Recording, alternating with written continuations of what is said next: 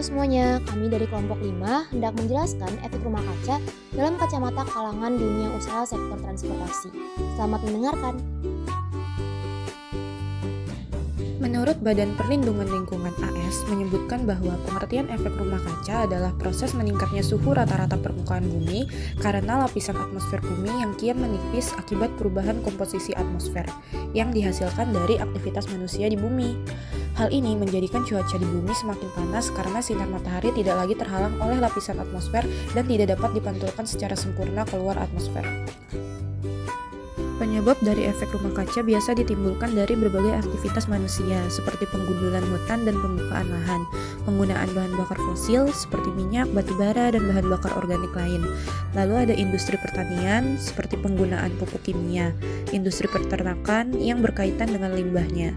Lalu ada limbah industri atau asap pabrik. Lalu ada limbah rumah tangga seperti sampah plastik, AC, dan penggunaan tisu yang berlebihan. Nah, aktivitas tersebut dapat meningkatkan konsentrasi CO2 dan gas-gas lain di atmosfer yang melebihi kemampuan tumbuh-tumbuhan dan laut untuk menyerapnya kembali. Berikut beberapa gas yang menimbulkan efek rumah kaca, yaitu ada CO, CO2, CH4, NO, NO2, SO2, CFC5, lalu ada HFC, hidroklorokarbon, PFC atau perfluorokarbon, dan SF6 atau sulfur hexafluoro, yang mana sumber-sumber dari gas-gas tersebut dapat dilihat seperti tabel tersebut. Mekanisme terjadinya efek rumah kaca. Jadi, proses terjadinya efek rumah kaca dimulai dari matahari yang akan memancarkan sinarnya dalam bentuk radiasi ultraviolet ke bumi yang akan diterima oleh bumi dan kemudian dipantulkan kembali dalam bentuk radiasi inframerah. Sinar matahari akan masuk ke bumi sebagai panas, lalu kemudian sebagian sinarnya akan dipantulkan ke angkasa oleh permukaan bumi. Sebagian lainnya akan diserap baik oleh permukaan bumi yang warnanya agak gelap ataupun oleh gas rumah kaca yang sudah terkandung di dalam atmosfer. Gas rumah kaca ini bertindak seperti benda hitam yang dimana cahaya yang datang akan dipantulkan kembali sebagai panas. Semakin banyak kandungan atau konsentrasi gas ini, maka akan semakin banyak panas yang dilepaskan. Maka dari itu, semakin panas juga suhu di permukaan bumi. Oleh karena itu, muncullah efek rumah kaca yang selama ini menjadi permasalahan penting di bumi. Dampak dari meningkatnya gas rumah kaca di atmosfer. Yang pertama yaitu suhu permukaan bumi naik. Saat gas rumah kaca meningkat, udara panas akan terperangkap. Hal ini yang meningkatkan suhu permukaan bumi. Kemudian meningkatnya permukaan air laut. Suhu bumi yang semakin panas berdampak juga ke es di kutub utara dan selatan. Es ini akan mencair dan meningkatkan permukaan air laut. Kemudian angin badai yang semakin buruk. Pemanasan global akibat efek rumah kaca dapat meningkatkan intensitas badai seperti angin topan.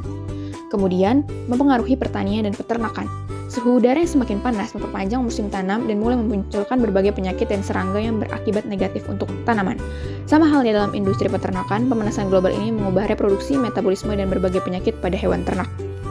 Selain adanya dampak dari efek rumah kaca, ternyata di sektor transportasi ada manfaat yang bisa diperoleh. Misalnya yang pertama, meningkatkan penjualan transportasi berbasis ramah lingkungan. Bisa dilihat dari semakin meningkatnya emisi, perusahaan-perusahaan transportasi semakin gencar untuk berinovasi menciptakan kendaraan ramah lingkungan. Hal tersebut akan menarik minat dan perhatian masyarakat sehingga penjualan akan meningkat. Yang kedua, transportasi dibutuhkan dalam distribusi pertanian yang dilangsungkan di rumah kaca. Berdasarkan informasi, memungkinkan bila pertanian dilakukan di dalam rumah kaca. Maka, untuk mengangkut hasil tani tersebut dan mendistribusikannya, kita tentu membutuhkan transportasi. Yang ketiga, membuka peluang usaha baru dengan menerapkan shared mobility maupun electric mobility. Nah, ini sudah diterapkan oleh salah satu perusahaan yang tenar di Indonesia, yaitu Gojek, yang mana antar angkutan sudah terkoneksi dan terintegritas sehingga mobilitasnya lebih lancar. Nah, ternyata transportasi telah menyumbang lebih dari 160 juta ton emisi, sehingga kita perlu memikirkan gimana sih upaya menguranginya. Yang pertama bisa dimulai dengan peremajaan kendaraan umum ataupun maintenance, sehingga kualitas dari kendaraan umum seperti KRL, MRT, lalu ada Transjakarta lebih baik lagi. Dengan begitu bisa menarik minat masyarakat lebih luas lagi untuk ikut naik kendaraan umum. Yang kedua, memfasilitasi kendaraan ramah lingkungan lebih luas. Kita tahu bahwa sekarang telah beredar mobil listrik, motor listrik, sehingga fasilitasnya untuk pengisian daya dan lain-lain perlu diperluas agar masyarakat lebih berminat lagi. Yang ketiga, dekarbonisasi. Salah satu contohnya adalah dengan mengganti bahan bakar yang sebelumnya dengan bahan bakar yang lebih ramah lingkungan.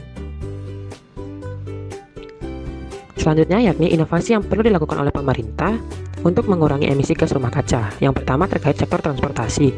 Pemerintah harus berupaya mempercepat program kendaraan listrik agar dapat mengurangi penggunaan bahan bakar minyak. Yang kedua yaitu dari sektor bangunan gedung. Perlu diperhatikan cara agar membuat gedung menjadi hemat energi namun tidak melupakan aspek kenyamanannya. Ketiga adalah sektor rumah tangga, yakni dapat dilakukan dengan pengurangan penggunaan peralatan yang hemat energi. Kaitannya erat dengan lampu, AC, dan lainnya. Yang keempat yakni pembangkit listrik tenaga surya atap yang sedang dicanangkan oleh pemerintah.